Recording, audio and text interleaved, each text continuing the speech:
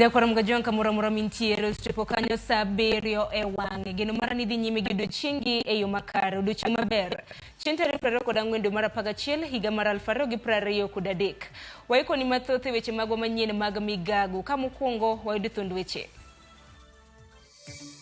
chenro dhi nyime mar manyo ji auchiel mane pia oro ywayo e gwenge mama Kweni Otieno Manyoro. Last year we had a mean of 396.4. This year we've surpassed that mean and we managed to score a mean of 400.00. Skunde jonyuol kod jopuonjre pod medo rwako duoko maber mar penj mar KCP manolandi odiochieng' manyoro. To be able to manage the balance between what you are spending on climate change and what you are spending on social service, it is necessary for us to work on climate financing. Pinje Afrika imedo jiw mar mondo miyo kaw kenge makare mag jiwo lokruoge makare mag lokruok mar kor lwasi motelo ne romo mar COP28.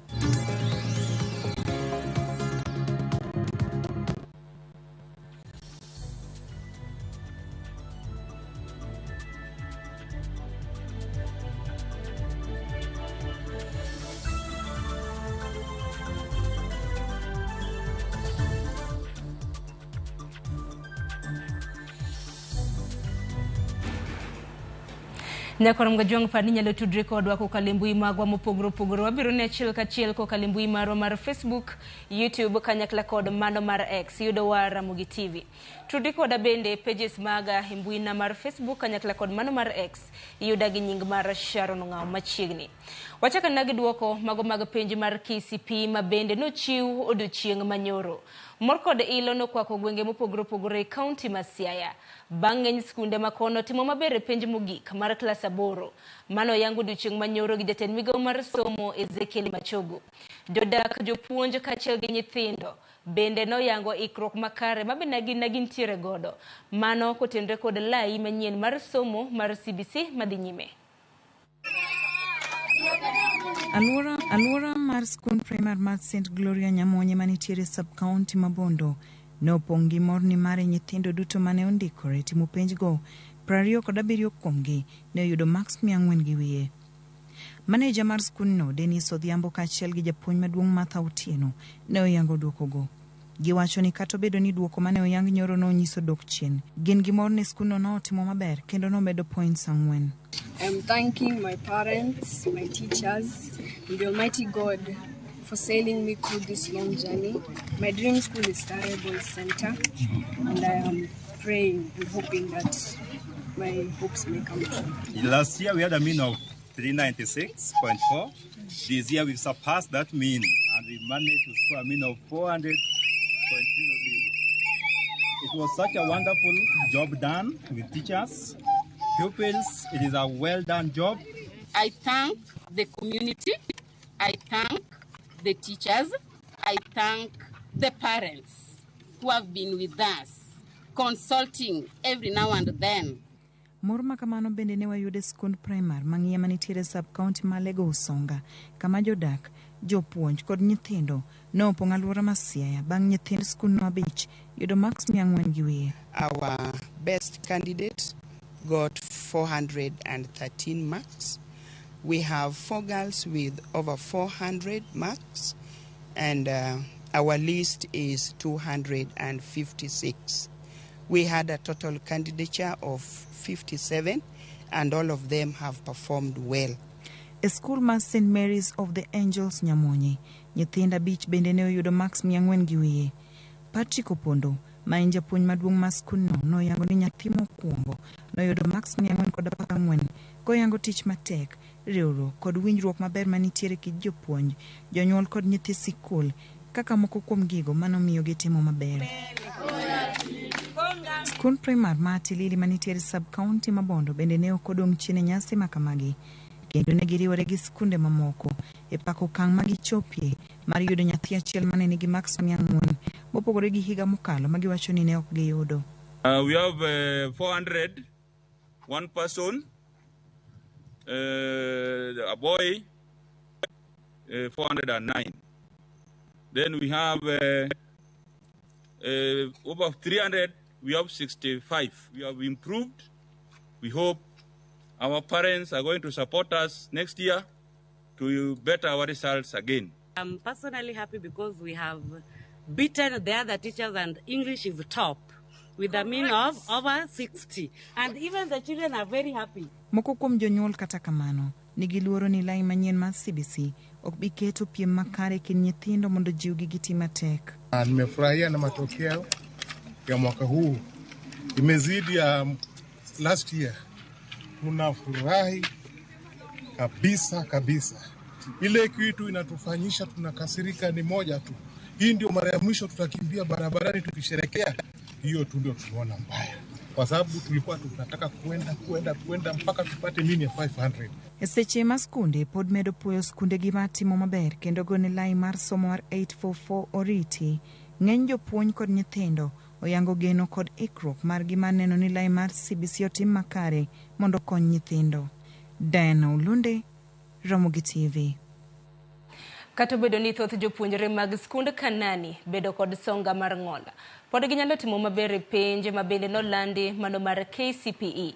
Japuonjre motel e skund no mayudore Mavoko e kaunti ma Machakos noyudo max 409 kama romo 30 oyudo max 350 kadhi malo. Japuonjre motel e skund no Lewis Nzioka owacho ni lek mare en donjo e skund sekondar ma Mangu ka en tiere gi lek mar somo weche mago mag lony.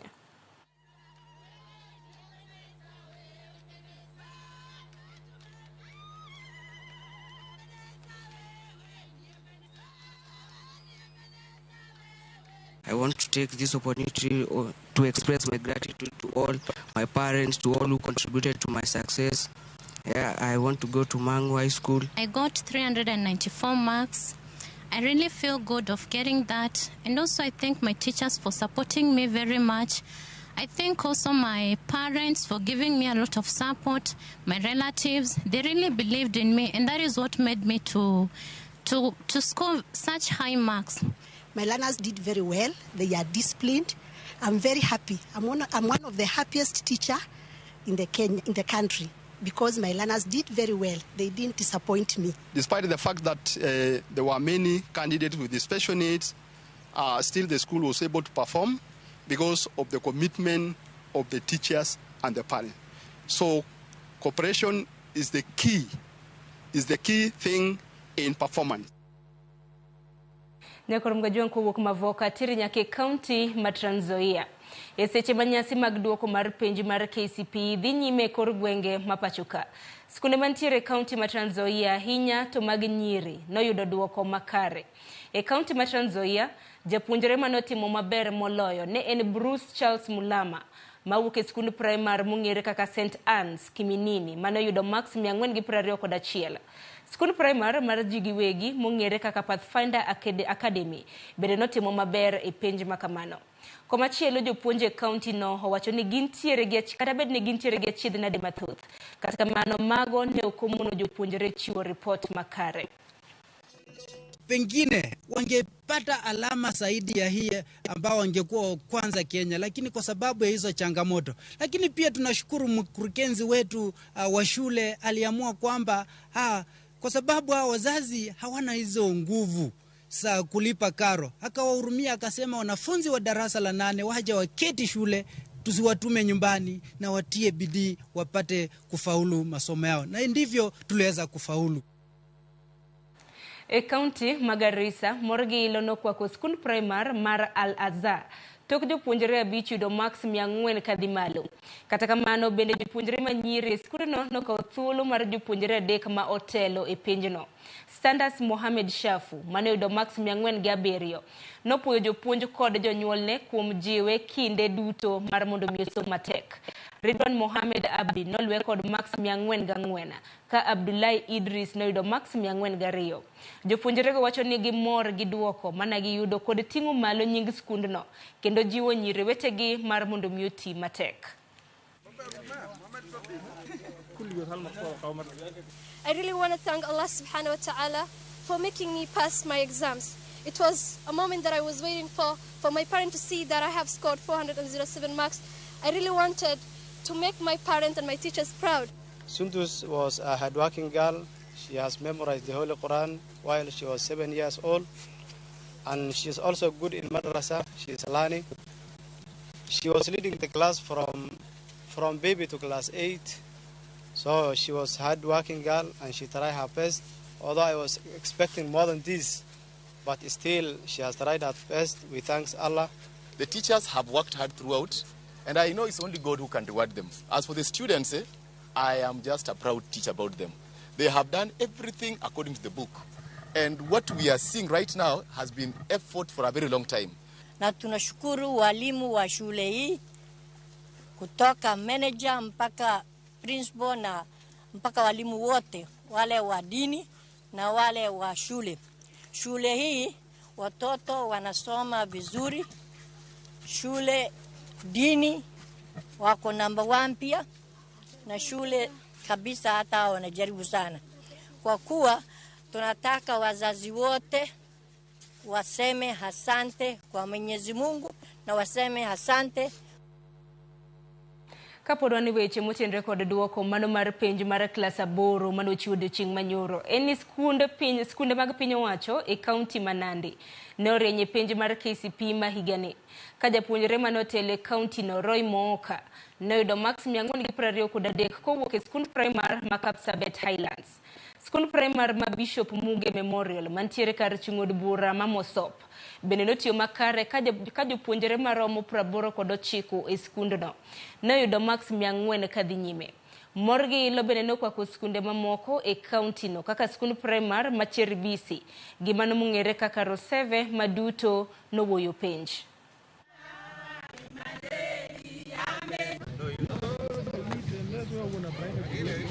So I did not expect to score this marks. I expected to score more, but I want to thank God for these marks. I want to say thank you to my teachers for the encouragement and taught me well. I also want to say thank you to the chaplain in the school. Thank you so much. I also want to thank my parents and my family for supporting me. Okay, for me, I was determined. I always dreamt about a lot of good things in life. I want to be a neurosurgeon when I grow up. My name is Peris Jameli and I had 411. And we worked hard, our teachers, we worked so hard, we worked very hard by waking up early and sleeping late. And our aim was being the first school in Kenya and scoring a mean of 400 and above. And I thank God for to pass this much.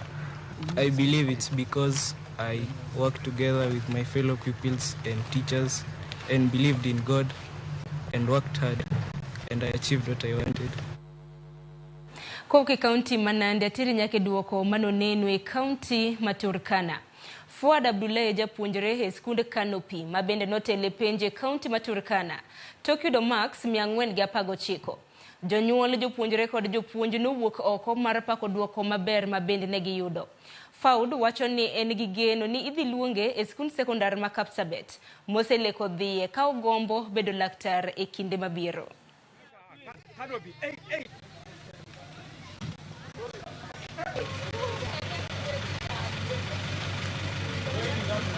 My name is Abdullahi Abdikadir and I managed to go to 419. At first, when I was at home, some people came and said that I had gotten 411. And in future, I'd like to be a neurosurgeon. But I will pursue that career after I go to Kapsabet Boys, which is, of course, maybe if God is willing, I can go. As you have seen him, he's a very humble and disciplined boy, very humble. Even you could have stayed in the school the whole day, but you never noticed him. Yeah, because he was ever in his books. If not in his books, he'll be just be resting somewhere just to catch up with whatever he's learning. He knew what brought him to school. He knew what he wanted for his future. He knew he wanted to make his parents proud, and that is what he has come to do at the end. Weche manyien mag Migago en ni mor kod mor mano mar duoko maber bende nokwako skul mar Kenvik mayudore Ngong e kaunti ma Kajiado. Tok jopuonjre 12 yudo max maloyo 400. Darwin Dulo ne otele skundno kod max 411 ka June Lois Karimi noyudo max 409. Jopuonjre go nonyiso mor ka gipako jip mar jopuonj kod jonyuol mane okonyogi yudo duoko makamano.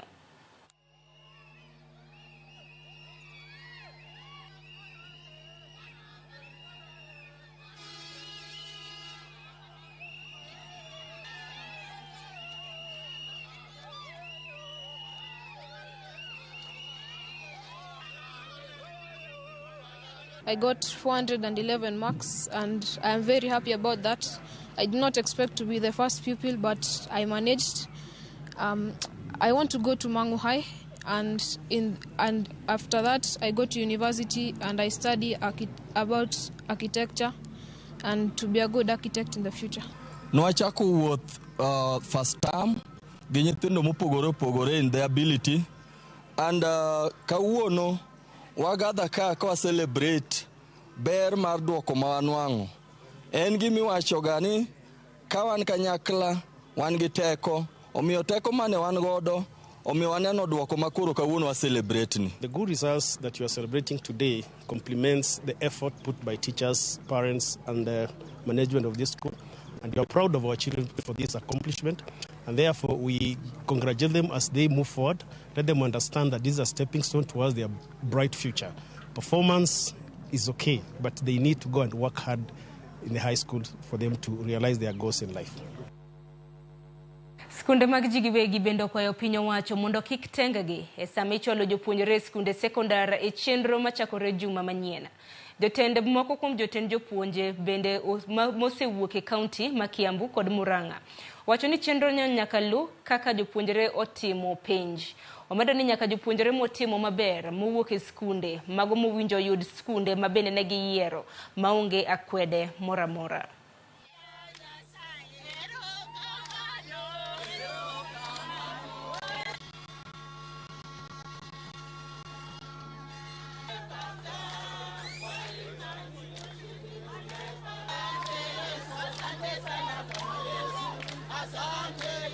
I would like to urge the government to be fair to the private school children like us in their Form 1 placements so that we can also get a fair chance in getting good high schools. My dream school is Kenya High and I would like to be a journalist. My dream school is, I'd like to go to Loreto or St. Francis, and I want to be a doctor, a veterinary.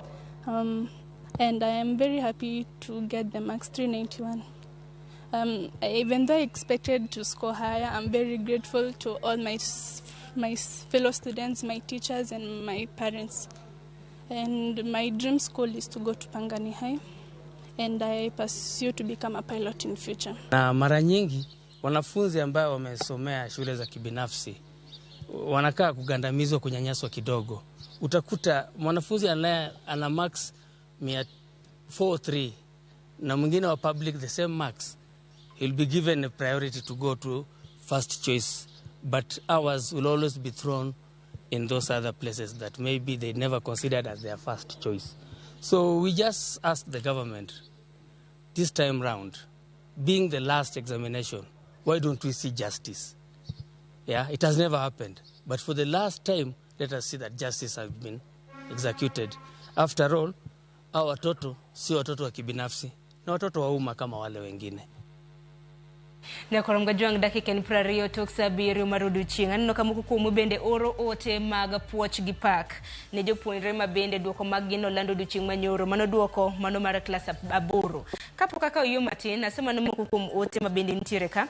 Ramogi TV an be amor sana gi duoko mar Teresa man gi max 397 e penji. Wacho ni nyingi Sara Singa mar wang' neno West Kanyamkago. Ramogi TV an Patel mar Honge Beach agoero kamano na nyithindo duto manyocha otimo penj mar KCPE. Ote machielo mar Brighton Ochieng' wacho ni nyathini oyudo marks 332. Iwacho kanyo ni congratulations. Hilary Otieno kiwuok Migori Awendo Ngonga Primary. Iwacho ni yudo marks 288. Igo erokamano Nyasaye gi jonyuolni, erokamano ahinya. Erokamano ahinya kuom makadho penj makamago. Asa moro kendi bende e mbui magwa mano mar Facebook ababindo biro ni achiel kachiel. Aneno kanyo ote kanyalo samo mar Fibio Lielo. Iwacho ni Ramogi TV leri no chenro makare kintiere Ngomongo. Iwacho ni Migago chopo ni e yo makare. Musa Wuda Tieno iwacho ni weche manyien mag Migago chopo ni e yo makare kintiere Ugenya Ukwala.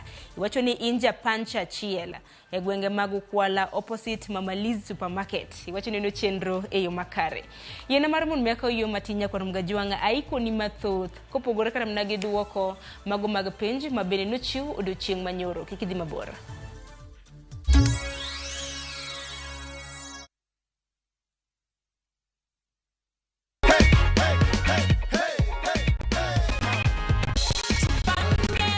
Rose is the lucky winner of $500,000 shillings courtesy of Jipange na View Sasa. Nimefurahi sana. Napenda vile Rose amefurahia waze. Hii pesa unapanga kufanya nini Rose? Napanga kuongeza bisna yangu kidogo, niongeze kadraya kalikuwa kameisha na niongeze ka blow dry. Na sijamaliza kukuzawadi. Bado hii tunaitanga the Jipange goodie bag. Hii ni yenye tunatumianga kufanya watu wenye hawajipangi wasikie wivu. Kwa hivyo hii hata tutawaambia ni nini, hii ni yako. Jipange ushinde na View Sasa. Shinda kila wiki, shinda kila mwezi, shinda mamilioni, mamilioni.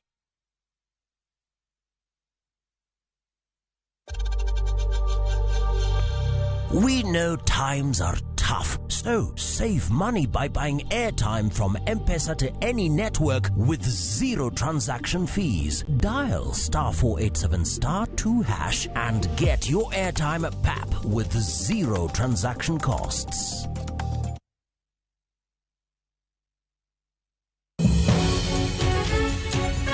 I got my cancer when I was 16. I explained to the doctors, they told me that it's just adolescence, I'm just maturing. We see cancer even in one-day-old babies. Ang'o makelo cancer? To be thieth mare nitie. 50% of cancer treatment is information. To e okang' mane? The doctor tells you go and look for $1 million. You have no choice. Be in jatuo mar cancer kata jatuo mane otony e thieth mar cancer. Cancer e kuku mar wach. Dweni achiel kachiel e Ramogi TV. Tich adek tarik 29 dwe mar 11 higa mar 2023. Kik bai.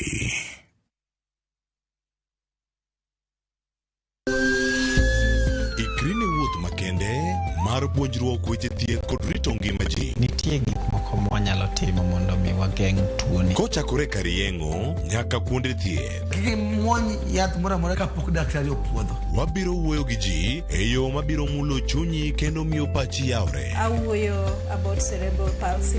Anyalo nyiso jonyuol mamoko ni gimbe kigiluor. Ng'eyo en teko. To kodok korka ngima mar del, bedo gi ng'eyo nyalo kelo lokruok maduong'. Wach chanjo ma jomadongo ng'eny ji ok dhi nikech ng'eny ji kia. Bende wariwo jowinjo wa e mbaka madhi nyime kokalo kuom nonro matimore e lela. Nitie program moro mabiro miluongo ni penj laktar. Ober ahinya nikech upuonjwa gik mang'eny. Koda ka tudruok e yor mbui. Riwri kod Ruth Otieno e penj laktar. Wuok tich nyaka tich abich saa 12 odhiambo mana e Ramogi TV.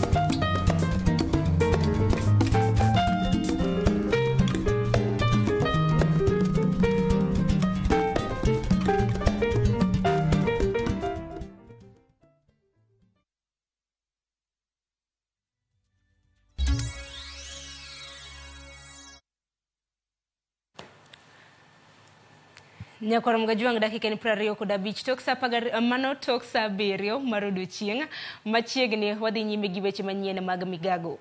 Jabiru moting'o chwo abiriyo kod 100 pino ywero e aora mamuoni otieno manyoro e gwenge ma Makueni. Nyaka sani ringre ng'at achiel noyudi ka pi oywero kuom kilomita mathoth ka chenro mag manyo ringre jomodong' pod dhi nyime.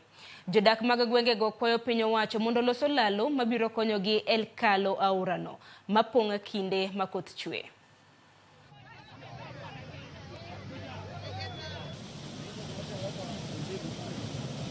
Kuna shida kubwa sana, watu wetu wamezombwa usiku wa jana.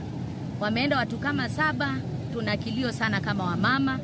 Sababu wamama ndo wameenda 7. Tunauliza serikali iko wapi? Mtu huwezi pitwa, watu wako ngambo ingine ya mto, hawezi fanya biashara, watu hata hawezi vuka waende wakatafute chakula. Kila mtu amekaa makwao, wanatafuta wenzao ambao walipelekwa na maji usiku. Sasa tunashindwa, serikali wapi?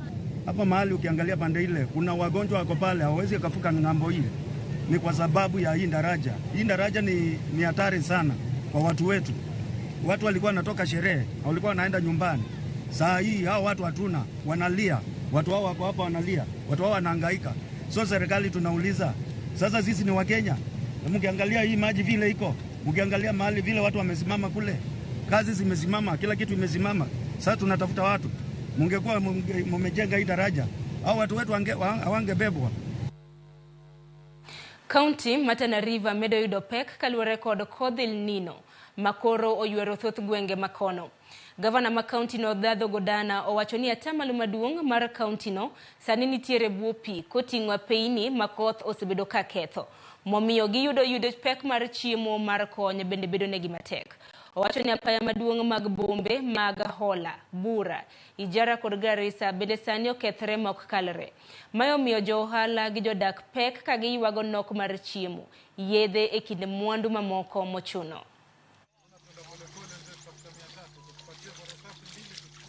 We are actually getting overwhelmed 2 weeks after the rains began because now almost the whole of Tana is affected.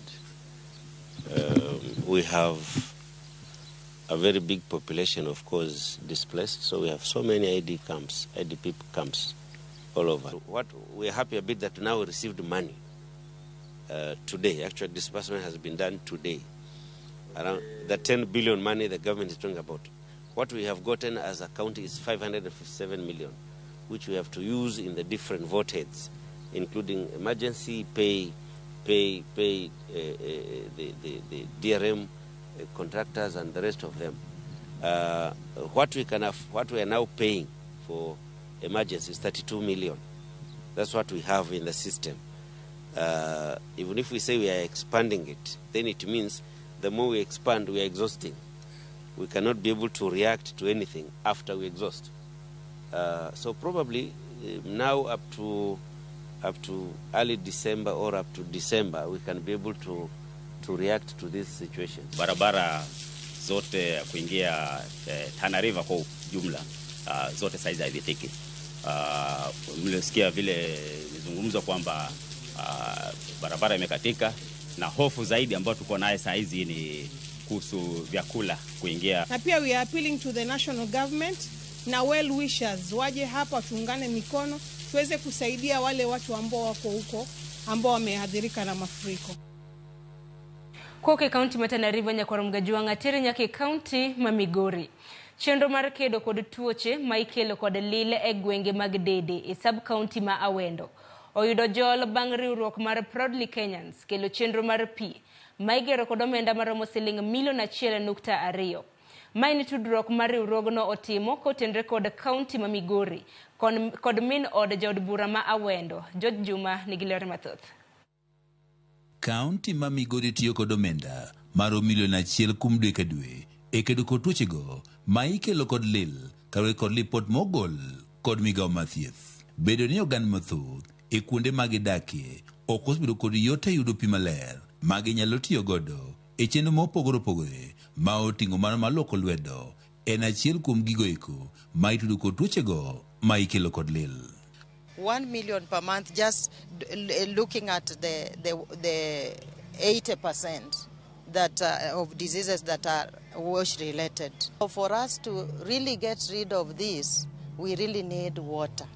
Water is one package in wash that is very important. It helps us address a lot of hygiene conditions. Wadwaro medo lando ni pi en gima duong', waluokuru lwetwa kata ka COVID norumo nikech ne wang'iyo luoko lwetwa ndalo COVID, wazidi gi luoko lwetwa to ma wanyama timo gi pi, wamodhuru pi maler. Nok mar pi osekwako mier mathoth to kata mana moko kuom kuonde thieth e kaunti ma Migori. Mana jo county gin bende wapose a challenge to them ni mondo mi giriwre kaka wachako steps ni gin bende gikete kata water kiosks mondo gikony anyuola mantiere kuondegi mondo bed gi pi ma pi maler en ngima maber.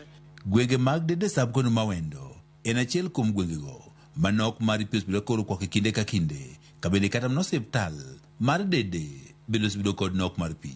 Kata kamano, geno koro nitiere ni nok mar pi dhi rumo ka achiel kod tuoche ma ikelo kod lil bende koro dhi dok piny bang' ka riwruogno ma Proud Kenyans kawo tende kod min od jolbano ma Wendo Beatrice Owino kelo chenrono mar pi e osiptal mar Dede, chenro mako dhi ka omenda mar $1.2 million. Wakelo tengni karka lita 80,000 ko miwa gi jo Proudly Kenyan ko makoregi Nalsa mondo mi wamed bedo jomaler kendo thieth matimore hospital gi alwora mare omed bedo makare nyaka schools mantiere around us. For the outpatients, according to World Health Organization, we need 5 liters for each and every patient being treated at patient department. And for Dede, we usually have more than 100 people at outpatient. So if 100 people use 5 liters of water daily, means these tanks are very essential to us. If it comes through inpatient, we usually need 40 to 60 liters per patient, inpatient, per day. To kawa en gi pika, wadhi bedo gi hot water system. Mine waluokore, genyuol ka, kendo ge timango, layer mar facility, dhi bedo improved. Jodegwego mag Dede manie orwako chenro mar pi ni okwayo piny owacho malo ka achiel kod mano mar kaunti mondo koro ket maino e chwalo pi mondo ka gibed kod yot e yudo pi maler. George Juma, Ramogi TV, Migori. Kopogore gi mano, en ni jatend piny William Ruto owacho ni nyaka ng'i yore mabudho mag kedo kod lokruok mar kor lwasi. Okenge gi omedo ni biro tim kata ibiro kete tim kod riwruok mago mag pinje EAC e sama gidhi e romo mar COP28 ma bende biro bedo katimore Dubai bang'e dweni. Magi oyango e romo mar lokruok mar kor lwasi matimore e boma ma Arusha e piny Tanzania. Ruto bedo ni pinje mag Afrika biro nyiso mwandu magin godo manyaka riti kaluwore kod lokruok mar kor lwasi. Mwandu gi wacho ni biro konyo piny ngima e chiwo thuolo mag lero lwasi mago mag piny.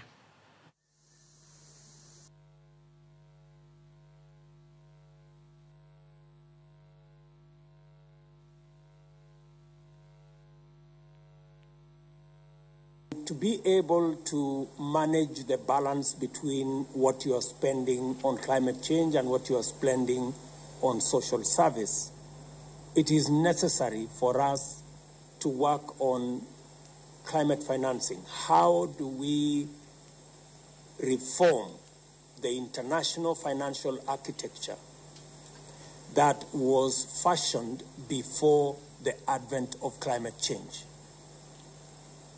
If you are going to use the same instruments that we have used, the same financial instruments that we have used, designed for a different purpose at a different time, we will not be able to manage the competing financial requirements of our budgets. We will be going to COP28 with what we are calling Africa Green Industrialization Initiative, where we want to leverage on global resources to be able to industrialize our continent using the minerals we have. Jolonyo weche mag somo kod jo science bendo yangi ni nigi ting e konyo kedo gi lokruoge mago mag kor lwasi. Mayo yangi romo mukelo kanyakla jolony makamago ka gitwak e yore mag kedo gi lokruoge maricho mag kor lwasi. Giwacho ni weche nonro kod lony manyasani e yore mopogore biro konyo e kelo dongruok makare. Gikwayo bende mondo osirgi kod omenda mar konyo jiwo tijegi.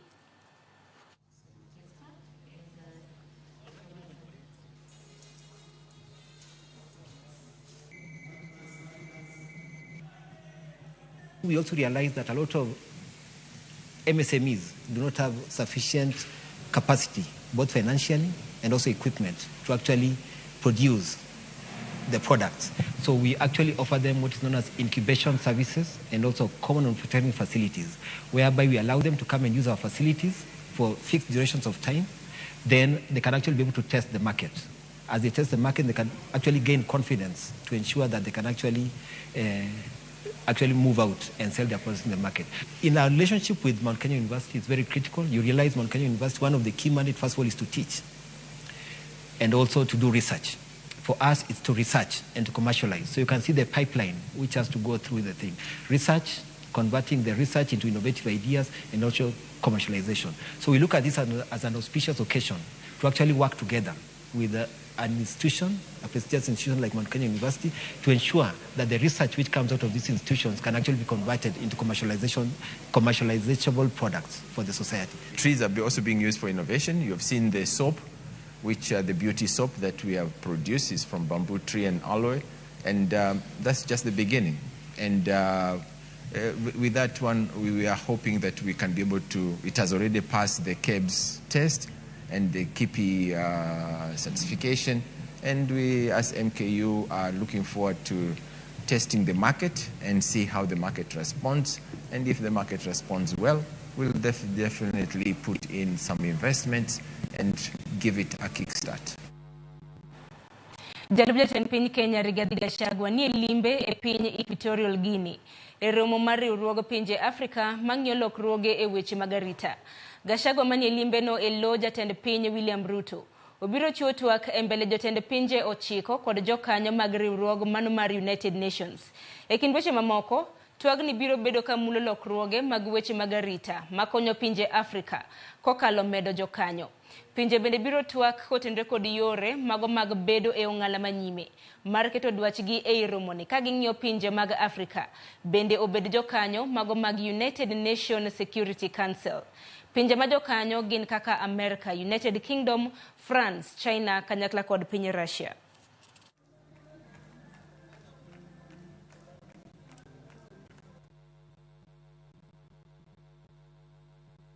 Pogre gi manya korom gajuanga teri nyake county Matharakanithi governor Matharakanithi Magoni droke kinde piny owacho mama kod mago mag counties mar geng'o thoe mag mine e kinde ma bende gikonyore.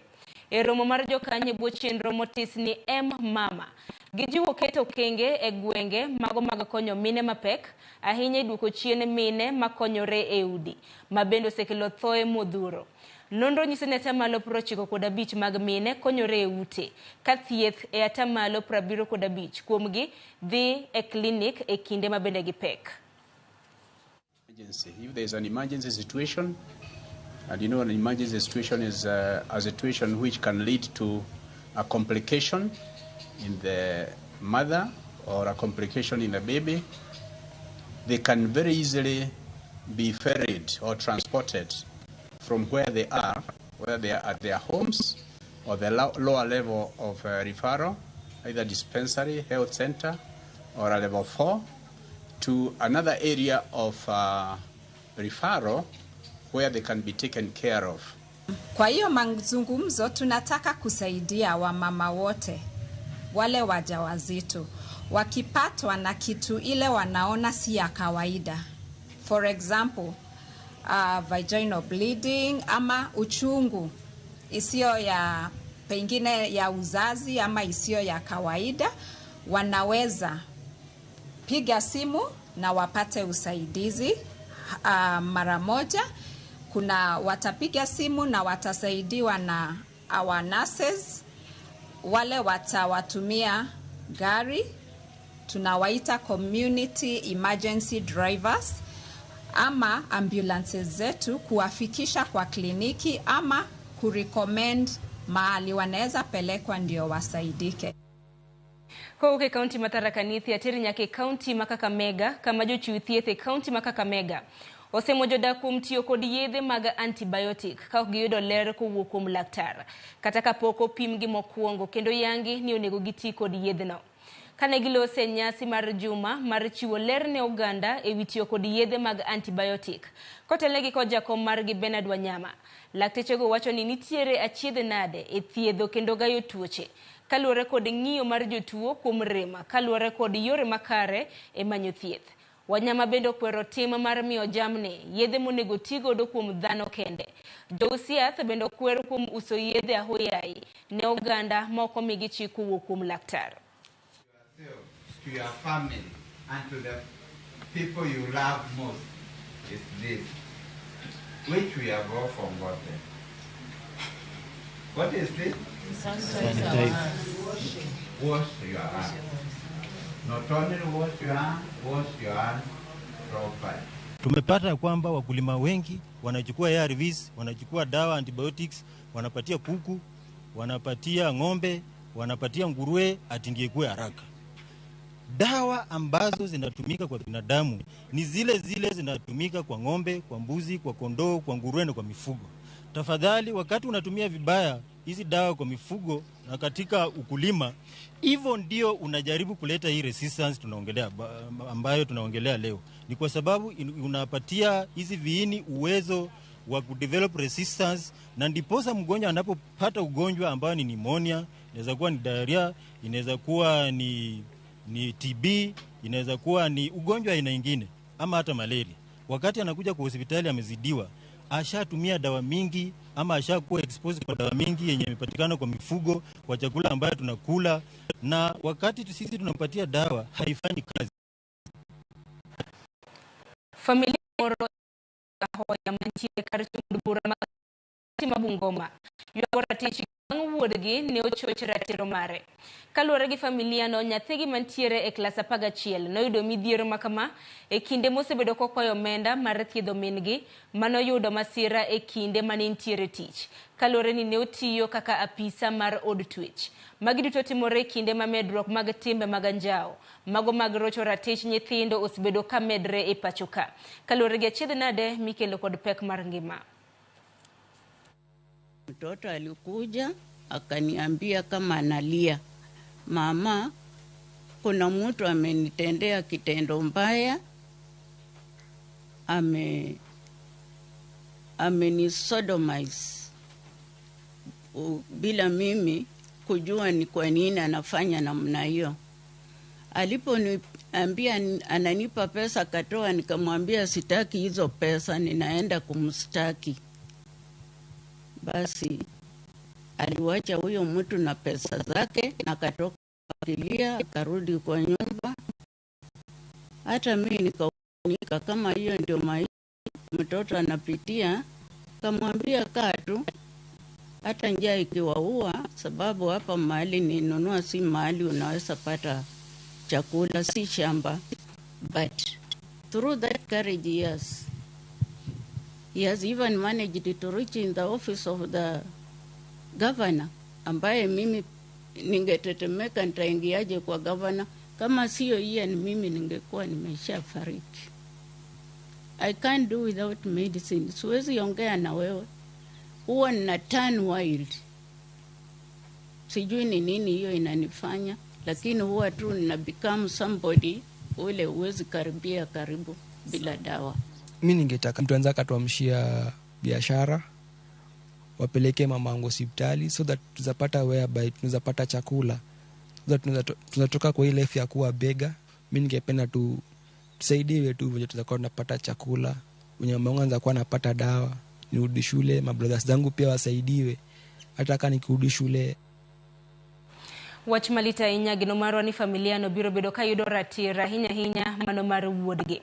Kopogore gi manya kor mgajwa ngarawe wach man motendre kod duoko mano mar penj mar KCPE. E kinde ma jopenj pod medo bago nyasi e wi duoko mag penje kor gwenge mapachoka. Familia more kar dak makawangware e boma ma Nairobi opongi mor ka gidhialo miyo moro gi nyathine mane ochako kendo tieko kit somo mar 844. Kaka Andrew Ndego leronwa, Mary Muluka en achiel kuom ji mane ochako kit somo mar 844 e higa mar 1985 e kinde ma nyathine Precious Rosa oloro chenro mar 844 ma higani. Limbe marwa e gwenge mag Kawangware kaotenore gi lwasi mag nyasi e wi duoko mag penj klas 8 ma ochiw gi jatend migawo mar somo Ezekiel Mashoguo. Warado gi Mary Muluka gi nyathine Precious Rosa mane oyudo maksi 382 kendo nyiso mor margi e ndiko historia makama. I was shocked because I expected something lower, because according to how I felt, nervousness and anxiety, so when I saw my results, I was very, very happy with myself and I was pleased. And I'm so proud of my girl. Mor margi kata kamano imedo gi lipot mayango ne gindiko historia pachoka. Wira ne gibedo jogo mane ochako kendo loro kit somo mar 844. You can't imagine your mother being the first one to do KCP and you're closing the chapter. It's really amazing, to be honest. I feel so happy that Precious and I, we are a mark of history in Kenya. Mary paro moko kuom achiedhnade mane gikalo e kinde chako kit somo mar 844 pachoka. Class 6 actually. Second time we were told that the following year we were not going to register, but we were going to class 8, which was something so... It was out of the norm. Gichiwo pachgi wi kit somo machon ma ikawo kare gi kit somo manyasani mar CBC. We were doing even home science, the way the CBC are doing. We were doing art and craft. We were doing music. So had the real vision been carried on, it would have been academic plus co-curricular, the way they were running together. E kinde ma Kenya chako chenro mar somo manyien, ginyiso geno mag-gi ni kit somo manyien ni mar CBC biro tieko achiedhnade ma osebedo ka okwako lwasi mag somo pachoka. Kata obedo ni Mary ne okadho midhiero e kinde chakruok mar kit somo mar 844, onyiso mor mare wi kadho mar nyathine Rosa. I give you the permission to fly your wings up to wherever you can. You are an optimistic girl. You are a dreamer. You've always told me the things you want to do. And I believe in you and in your success. Andrew Ondego, Ramogi TV.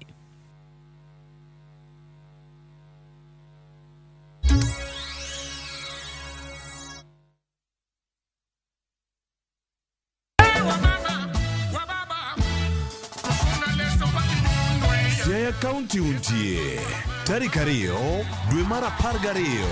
Ramogi TV oikone budho mar tipo.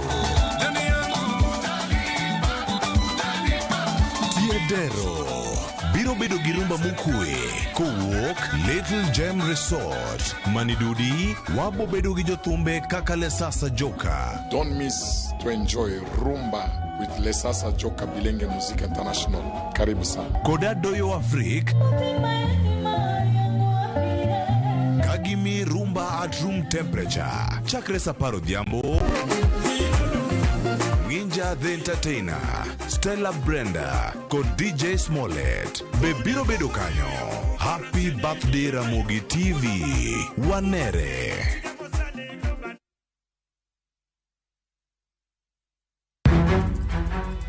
Samoro hera biro gi lit kod kuyo. Akwai ni monde ng'wonna. Samoro hera biro kod luoro kata mana mirima.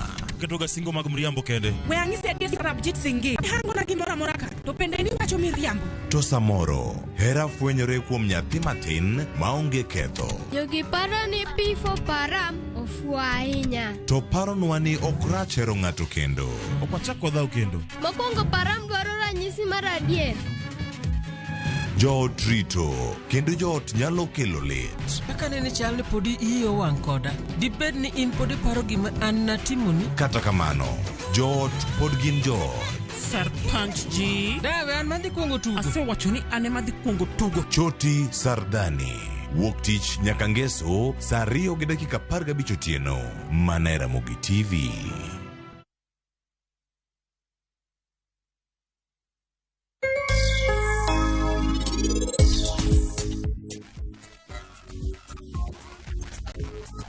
Hello Sylvia, ngamanya rodet joma chalo kodwa design. We are not in the same WhatsApp group.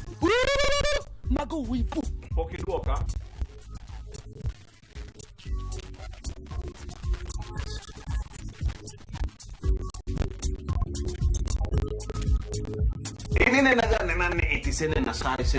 No. You should not view me like that, Buana. Beringa do simo man magoy.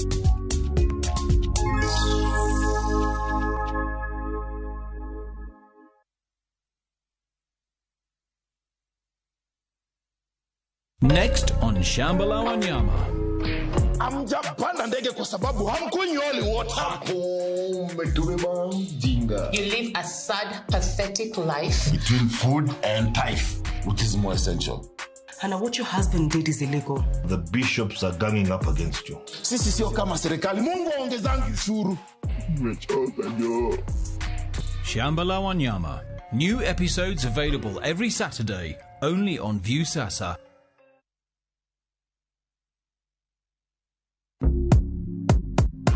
Wangu. Imagine kuna over 1,000 ways to win on shabiki.com. Usimiss out. Pata multi-bet boost massive ya 1,000% ukicheza on shabiki.com. Cheza sasa na shabiki.com na upate up to 1,000% multi-bet boost. Two bets. Min shabiki na nadeku place tena. Nilieka kichwa yangu ikabai tenda.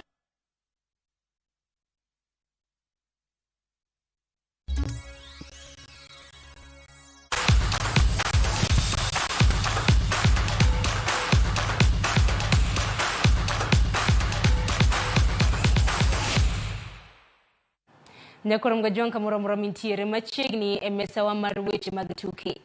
Seneta ma Nairobi Edwin Sifuna notelo nyasi mar chako yanga gero manogero alap mano ma sikund sekondar ma Olympic mayudore kar chung'od bura ma Kibra bure Nairobi. Gedo mar alapno biro bedo manyasane ka ibiro ti kode ne nyithind skund mano ma Olympic maromo 5,500 kaachiel gi jodak ma Kibra. Alapno magedo mare osemana chakore. Igeno ni korumo to biro bago tuke ma otieno kuonde ma johera mag adhula biro bedo kaachiel gi dukni ma ibiro bed kimiyo johala. Sifuna ne oten gi jaod bura ma Kibra Peter Orero ka MCA Lawrence Odhiambo. Games pia zitakuwa zikichezwa hapo. Hiyo ni kitu ya maana sana. Hii pitch itakuwa international. That kukiwa na hata international games watu wanakuja Kibra. Ni vizuri watu wajue there is another story about Kibra. That Kibra si kila saa watu wakitaka kuonyesha pali kuna shida, pali kuna the biggest slum ni picha ya Kibra. Matao umesema tutaweka around the field, we'll surround this field with the fence, and we ask those who live and stay around here that let us make sure that this field serves the community, serves the school, and serves everybody else. Kuna viwanja mingi ambazo ziko open Nairobi na vile mwambiwa talent hapa iko nyingi sana. If you can help us kwa hizi 17 constituencies zetu, unipatie pia AstroTurf pale Kihumbuini pale Westlands, nitashukuru sana. Githurai 44 kuna kiwanja ambaye hata watu walikuwa wanataka kunyakua, kama unaweza wekea wao fence na tuweke AstroTurf, nitashukuru sana. Nilikuwa nafikiria hiki tunaweza fanya mimi mwenyewe, lakini nimeambiwa bei hapa 66 million, nikaogopa kwanza.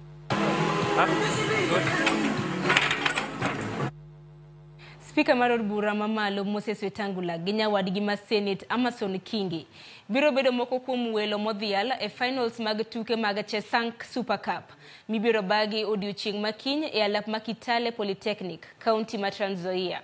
Tuke ma bende nochakre tarik 9 dwe mar 10 noywayo jotugo maromo 9,000 gi timbe 450 mawuok e county no ma en Trans Nzoia ka mich en siling $2.5 Odiochieng' makiny bende tuke mamoko kaka golf, pool, kaachiel gi netball ibiro bed ka itugo. Tukegi ne itiyo godo mar kelo riwruok mag oganda e county no kaachiel gi chiwo thuolo ne rawere mar nyiso mich margi e weche mag tuke. is to keep our youths busy, unite our youths, because tumeona shida katika kaunti zingine mbalimbali, shida ya vita. This being a cosmopolitan county, we've decided to use this kind of initiative like games. We have other competitions like marathon, which is upcoming soon. We have a pool tournament, which is coming soon. A volleyball tournament, which is coming soon, and other engagements, putting the youth together, doing many other activities.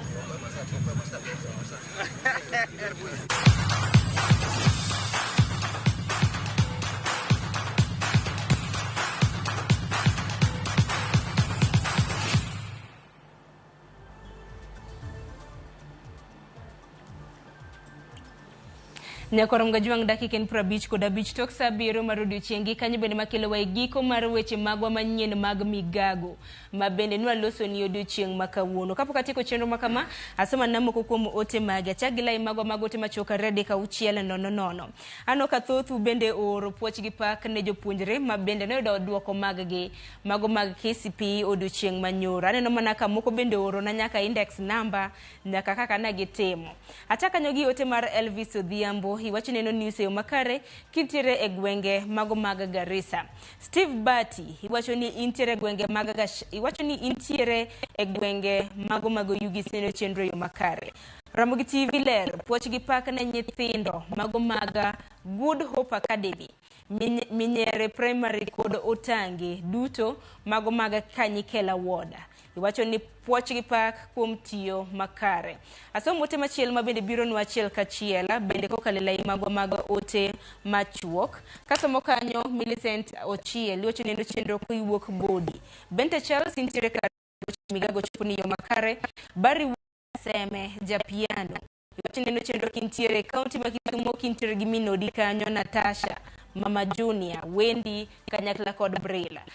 Tony Awili iwacho ni Ramogi TV ler e weche manyien mag Migago donjo ne yo makare kintiere gwenge mag Ragana e county ma Migori. Sabash in bende iwacho ni yudo Migago yo makare kintiere Utawala Buore Nairobi. Ward Phoebe in bende intiere Nairobi. Uniso Uma aneno ote mari iwacho ni iye kod ote ma bende wasomo iwacho ni Ramogi TV ler e gwenge ma bende nenowa. Yena mar mon miatike gi kanya kwa Ramgajuang waikoni mathoth ahinya weche mago manyien mabiro wantiere kanyo gi ang'ich welo tieno kanyakla kod oimore duto te mabendo biro bedo komi kuku mag moko kuom weche mabendo wakelo ni gisani. Akoyo ni mar mondo bi ibed gi odiochieng makare. Nyinga Sharon Ong'ao.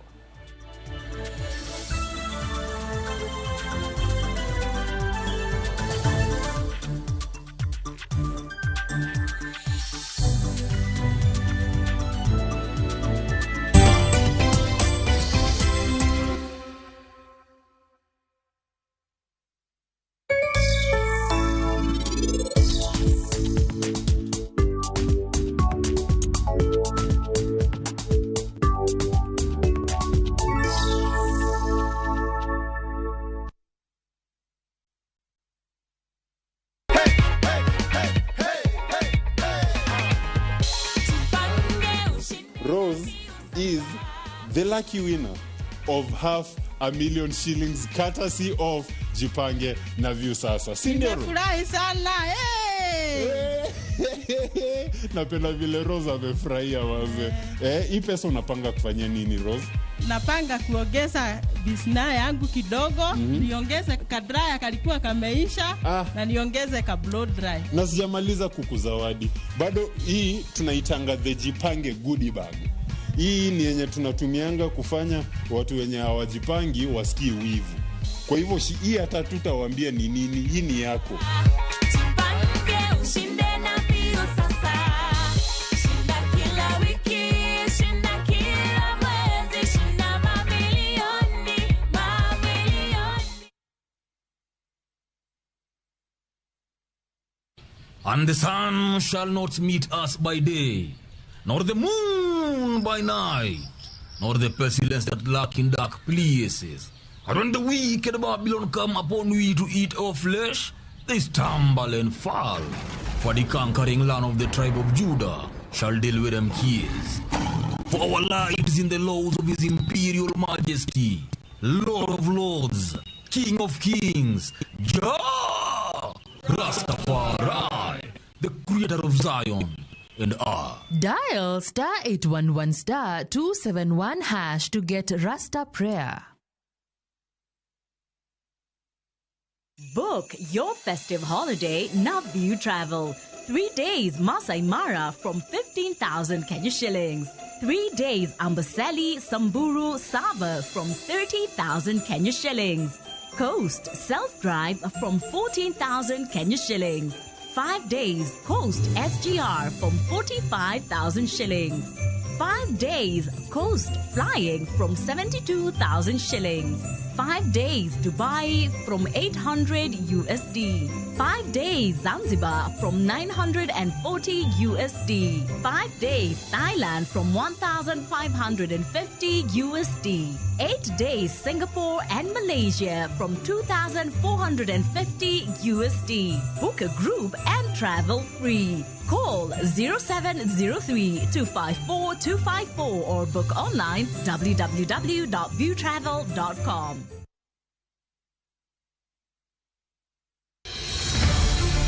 E piny mopong' gi lek kod singo. Jogo dhi chamo pesa investment dala ene matrustega. Miyo moro nowuok odhi e piny machielo koweyo jogi chien kod lek mar konyo joode. Kachopo kuno, I'm going to work extra hard. Ng'e kaka ng'e situation dala kamacha. Tim andhoga nigi nengo mare. Ing'e ka nyiri matindo struggle oko kae. Geno ng'at ma ok owinjore keto ngimane kama tek. To kikaw nyamineni makutir ka polis. Ana yude kanye koto kumak simba. Sigana manyiso teko mar gero kendo ka gik moko duto kethore. Masai, wacho ni nyaluoko. Ai, sani kumuchopen. Aonge kata ndur. Ne nyamin mawuor e wi Nam Cinema. Jumapil chakre saa 2:15 otieno. Kik bai.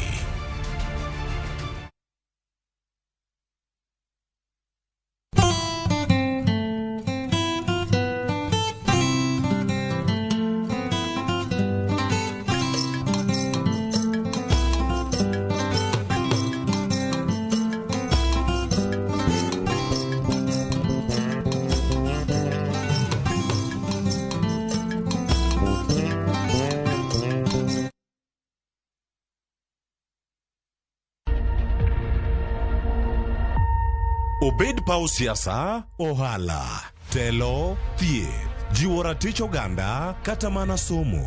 Ka onge jiwruok e kindwa to ok wabibet. Ng'ama miyo, duonde kata tekone nyisore e okang' mamalo. Dhowa ni can do so much. Wuo gi ng'ama nyalo wuoyogo many network ni. Kamora mora ma intie pachoka.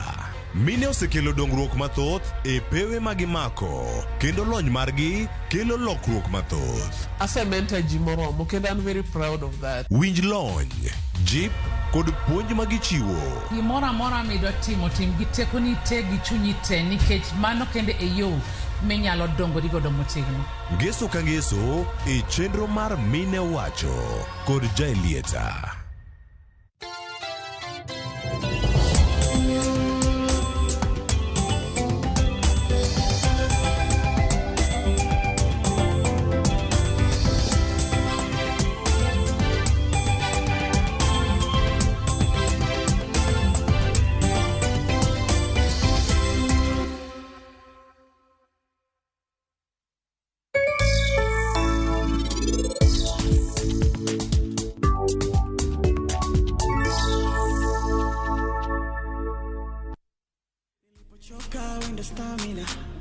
Farajata kwa shida